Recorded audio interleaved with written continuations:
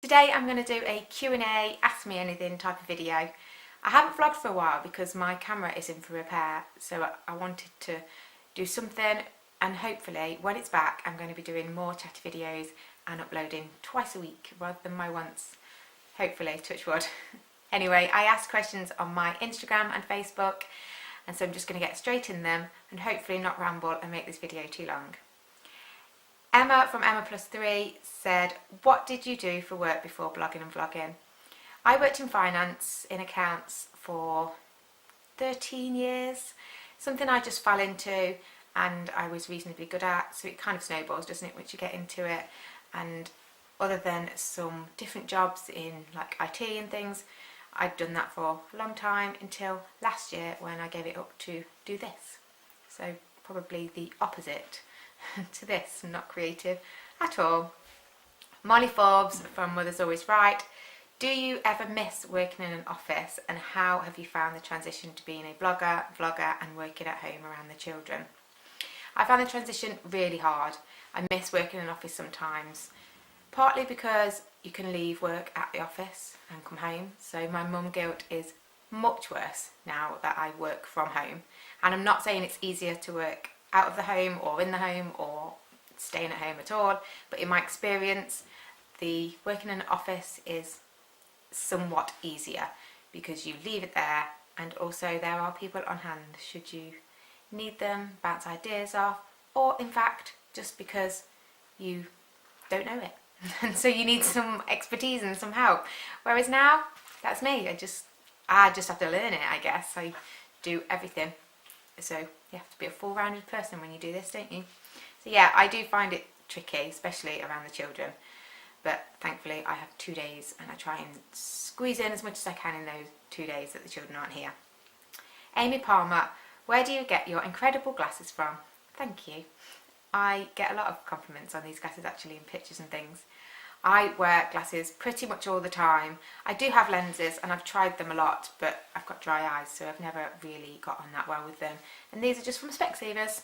So they are Max & Co, but I'm not bothered about brands and things. I could have a £50 pair of children's glasses or a £200 designer. As long as they look nice, I'm not really that bothered. Happily Ever After, what do you enjoy most about blogging and vlogging? I'd probably say it's the variety and being creative. So it's different all the time, and you don't really follow rules of anybody. You can be as creative as you want, and you can be as different as you want. There's not really one size fits all in this blogging world, and I really like that. So yeah, it's kind of different every day, and you're learning every day as well, which is kind of cool. Morgana from Coffee Work Sleep has asked, what's the best thing you've had, experienced, given the opportunity to do since becoming a blogger? So I've only recently started sort of working with brands. I'm just quite fussy with things like that. I've spent 18 months building up my blog and finding my style and things like that, and so I like to work with brands that fit. And I've recently worked with Experience Freedom for a glamping trip, and that was brilliant because it's something that I would never ever have done before. I'm more of a luxury hotel girl than a campfire and a sleeping bag, so I just would never have gone on that experience had it not been for my blog. And actually we really loved it and would definitely go again. So yeah, that, and this morning I went to the This Morning Studios as part of a vlogger thing, and as well as meeting up with some blogger and vlogger friends, which is always nice in this sort of solo job that you do sitting at home. That was quite cool to be in the studios. I had serious camera envy. Suzanne, Inside Outside and Beyond, what did your husband and wider family think about your blog, and what made you get into blogging in the first place? I read a lot of blogs when I had my first daughter, and I always wanted to do it. I love photography and writing. I never kind of found the confidence. I thought I didn't really know enough about it. But then when I had my second, I just thought, I'm just going to do it. So I just started, and I never really looked back. In terms of my family, Eddie is really supportive. Not saying he completely gets it, but he's he's definitely on board, and he loves to see how happy I am and how much I actually love doing what I do now, as opposed to not really finding the passion before. So yeah, he's really supportive. I don't shout about my blog, not that it's a secret or anything, but I don't shout about it to all of my family or anything. We don't really talk about it. But one of my sisters, I've got two, one of them is particularly supportive. She's a VA, so she knows much more about it. She helps me bounce ideas off her, and it's like having that sort of office mate. I have worked with her before as well, but it's like having that sort of an other opinion, and sometimes she helps me out with things as well. So yeah, they're very supportive. Natalie, Mimi and Harry, what are your blogging goals? And this is actually a similar question to Amelia from Oh Little One Sweet, who says, where do you see yourself and your blog going in a year, 2 years, etc. So I'm not really a goal type of person, or I don't have a 5-year plan or a 1-year plan or a 1-month plan. I'm not really that forthcoming in the sort of, I want to be here and I want to do this, which I know is not a cool thing to say, of this whole kind of mum, I don't know what to call it, but you know, these kind of, oh, we can all do it as mums, and you should really back yourself and things like that. Which is great if that's you, but that's definitely not me. So I don't really have a plan. It's probably just to keep swimming, just keep doing it, because it ebbs and flows, and there are some days that I don't want to do it anymore. And I think it's natural. I found out that lots of people feel the same. And so, yeah, just to keep swimming, just to keep doing it. Obviously to grow, hopefully to make it more of a career, to keep learning and keep getting better, and to grow my Instagram, which is something that I try really hard at. I'm not sure I'm getting anywhere, but I love it. And that's why I keep doing it, obviously. But yeah, to make a career, make more of an income, and just to keep recording our family life really while the children are small, because it does go too fast. Laura Jarvis says she'd like to know how I schedule my day to get done around the children. I'm not very good at this, if I'm honest, Laura. I make lots of to-do lists, like loads, like too many, and very unachievable ones as well. I just get everything in my head, I want to get it out, so it all goes on the to-do list, and then it's too much, and I don't know, sit on the sofa watching Home and Away. So I'm getting better at writing achievable to-do lists, but I must admit, of a night, I have all these grand plans at 5 o'clock, and then by the time the children have gone to bed, I just have no energy left. So I'm not very good at it, but I'm really, really trying, especially so that I don't have to do it around the children. So yeah, I've got no insight there, I'm afraid. Kerry Conway, who are your favourite YouTubers to watch, and can you remember the first person you watched? I can't remember the first person, which is really weird. I can't remember the first blog either. It just pales into sort of what I always did, and I didn't realise that it was going to become a thing for me. But I have lots of favourite YouTubers. I can't really name any. I wouldn't want to leave any out. I wouldn't want to offend anybody. But there are lots of people that I watch for different reasons. I love creative, arty videos, and that's for inspiration, and because one day I think maybe, and hopefully, maybe I could film like that or edit like that. And so I love that. But then I also watch normal mum videos, day in the life, things that I make as well. Mainly as well because I know a lot of these people, and I've made a lot of friends in this sort of online world. So I follow their story as well as just one video particularly. But yeah, so lots of YouTubers, and I comment on a lot as well. Hannah, what Hannah did next. Where did you meet Eddie? What's your story? It's not an especially inspiring story. It's not going to make a movie any day. We met in a local nightclub when we were introduced by a mutual friend. We actually went to the same school, but we didn't know each other then. He was sporty and I was not. And he's 2 years older than me as well. But yeah, and then he went to Japan for 6 or 8 weeks, I think, straight after we met. So we didn't actually get to go on a date or anything. But he contacted me when he got back, and that was in August. I moved in the December, and like they say, the rest is history. It's not an exciting story, an exciting start, but 11 years later and we're still here. Rowena Becker has asked, what camera do you use for your vlogs and would you recommend it? I use a G7X Mark II. Usually this is actually being filmed on my DSLR Nikon because that one's in for repair. But yes, I definitely would recommend it. It's quite expensive, but in my opinion, it's a good all-rounder. It's lightweight and yeah, it's just easy for vlogging. So I'd say yes, I definitely would recommend it. Gemma, somewhere after the rainbow. What hair products or tools do you use as your hair always looks so lovely? Thank you, Gemma. Again, I think this might be a letdown answer because there's no magic to it. In fact, I dye my own hair at home to cover the greys. I've been dyeing it for a long time. I reverse wash, maybe that's a secret. So that's where instead of shampoo and conditioner, you do conditioner shampoo. And apparently that's meant to stop the conditioner from weighing it down. So I tried it, I like it, so that's what I do. And I use Pantene mostly, but also whatever's on offer. Again, I know that's not the right thing to say, but that's the truth. I don't mess with it too much either, so I let it dry naturally if I can. I do curl it, obviously like today, just with straighteners. I don't really use product, so maybe that's my secret. I keep it simple and don't mess with it. Put it in a mum bun if I'm not doing anything else. Emma, yo beautiful world. Where would you love to travel to and what are your 5 things on your bucket list? I haven't planned the answers to any of these questions and I feel like I probably should have, especially for this one. Travel is a massive passion of mine and I'd really love to take my blog and vlogs in a travel direction at some point. But Japan, Iceland, the Maldives, skiing and Lapland. So they're the 5 that come to mind as soon as I think about where to go. Japan, Eddie's been there a lot. Like I said, he went just after we met and he's been quite a lot because he used to work for a Japanese company and it just looks fascinating. I would love to take the girls.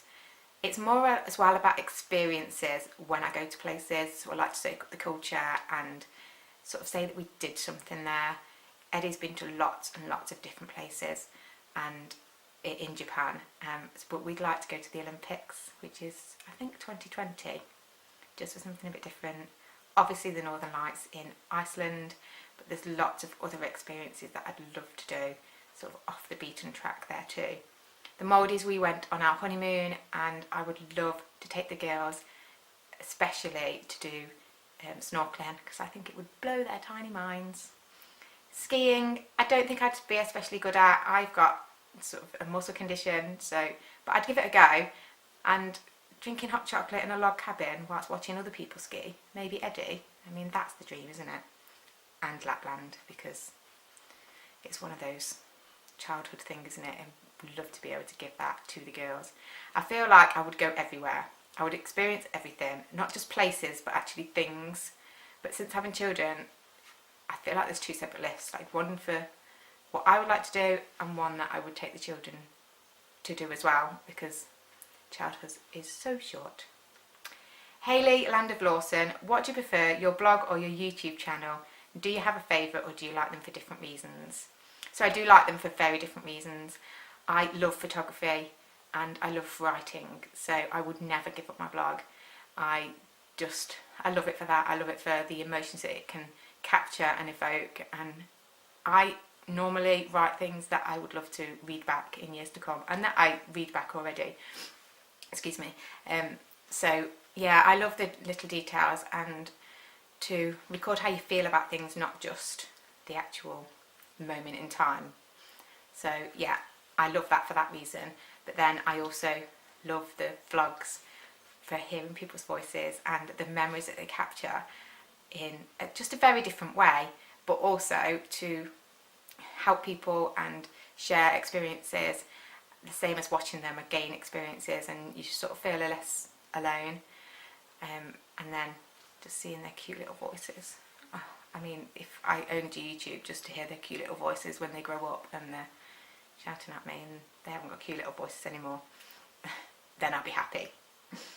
Becky from Bexmort says, what made you start making YouTube videos? I don't really know, really. I mean, it felt like a bit of a natural progression because in blogging, lots of people went into YouTube, and I started watching more and thinking I'd quite like to do this. I love the editing and just getting different shots, and so I thought I'd give it a go. Last year for Vlogmas was when I really started, but I've only really regularly done YouTube videos and more chatty videos in the last 3 or 4 months, so I'm hoping to do more. But yes, it was just kind of one of those things, I think. Hayley, my happy ever after. Did you teach yourself how to edit videos? Yes. Everything I've learnt in blogging and vlogging, photography, everything is just self-taught. I don't know, I read up, I find out what I want to learn, and then I just learn it, I guess. And just keep trying. I use Filmora because crazily before I started blogging I had a Windows PC, so I started with Movie Maker and then went to Filmora. I'd like to have another step up and learn more about different edits, but yeah, it's all self-taught. What's your favourite treat meal? Thai food. I love Thai food. If there's only one food I could eat for the rest of my life, it would be that. And how did you meet your husband? Which is obviously a story I've already said. Jules Furness has asked your top photography tip. Your pictures are lovely. Thank you. I do love photography. Like I said, I am self-taught completely. And my biggest tip would be, it doesn't matter what camera you are using, learn about it. If it's your phone or if it's a DSLR like myself, just learn what every button means, what every word means.